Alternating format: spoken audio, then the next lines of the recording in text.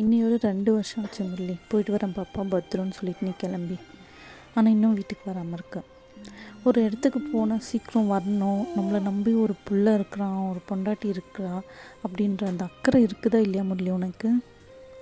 அப்புறம் எப்போவுமே நீ ஆஃபீஸ் போயிட்டு வந்தால் டயர்டில் படுத்துடுவேன்.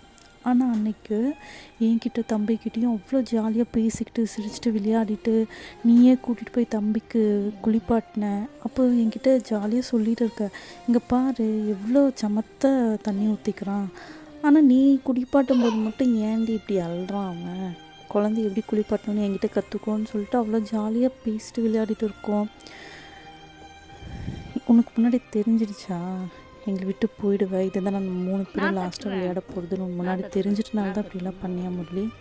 அப்புறம் நீ ஊருக்கு கிளம்பும்போது எனக்கு நான் பர்கர் வேணும்னு கேட்டேன், வெஜ் பர்கர் போதும்னு சொன்னேன். ஆனால் நீ இல்லை சிக்கன் பர்கர் சாப்பிடுனீன்னு சொல்லிட்டு சிக்கன் பர்கர் ஆர்டர் பண்ணி தந்துட்டு போகிறேன்.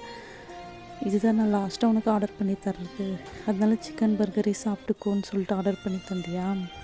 எப்போவுமே ஊருங்களுக்கு போனாவோ இல்லை ஆஃபீஸ் போனாவோ போயிட்டு வரேன் நீ சொல்ல மாட்டேன், தம்பிக்கு மட்டும்தான் பாயின்னு சொல்லிட்டு கிளம்புவேன்.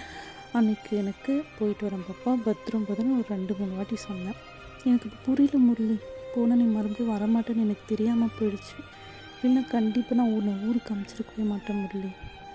ப்ளீஸ் முரளி திருப்பியும் வந்துடு. லாஸ்ட்டாக என்கிட்ட ரசம் வேணும்னு கேட்டேன், நானும் ரசம் செஞ்சேன், ஆனால் நீ சாப்பிடவே இல்லை.